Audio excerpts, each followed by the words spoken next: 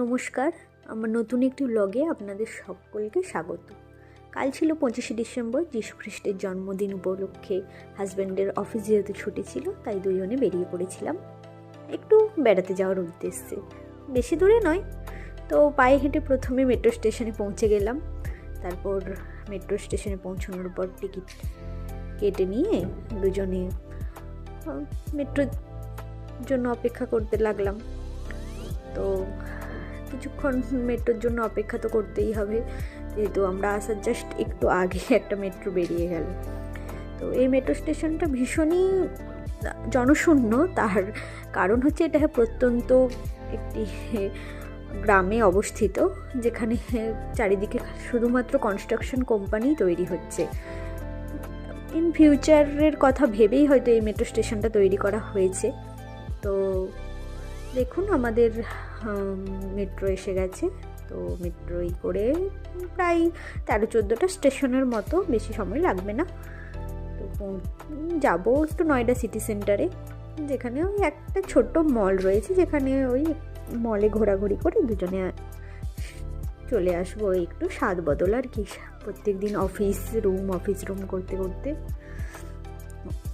প্রত্যেকেরই একটু চেঞ্জের দরকার হয়। তো আমরা পৌঁছে গেলাম। পৌঁছে গিয়ে প্রথমে দেখলাম একটা সুন্দর ক্রিসমাস ট্রি তৈরি করা হয়েছে একদম এন্ট্রান্সে, যেখানে বাচ্চা থেকে বড় প্রত্যেকেই ছবি তুলছে। ভালো লাগছে, সবাই এনজয় করছে। তো এখানে ছোট্ট ছোট্ট স্টলও বসেছে মলের বাইরে, সুন্দর সুন্দর জিনিসপত্র বিক্রি হচ্ছে। দেখতে ভারী সুন্দর লাগছে, যেহেতু ক্রিসমাস তাই মানুষের আনাগোনা চলছে। ইউজুয়ালি এত ভিড়ভাট্টা থাকে না অন্য দিন অফিস ডেতে, যেহেতু আর ছুটি। অনেক আইটি কোম্পানি এখনও ছুটি নেই, আবার অনেকের ছুটিও রয়েছে।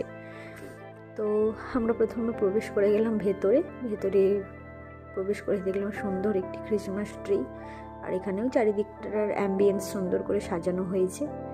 আর বাচ্চাদের কাছে এই মূল আকর্ষণ ছিল এখানে এই ড্যান্সিং সানটা, দারুণ সুন্দর লাগছে।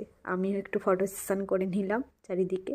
এখানে ছিল সুন্দর ডেকোরেশন, সাথে স্নোম্যান, তাছাড়াও আরও অনেক কিছুই ছিল, যেমন ডিয়ার্স, সুন্দর সাজানো ডেকোরেশন।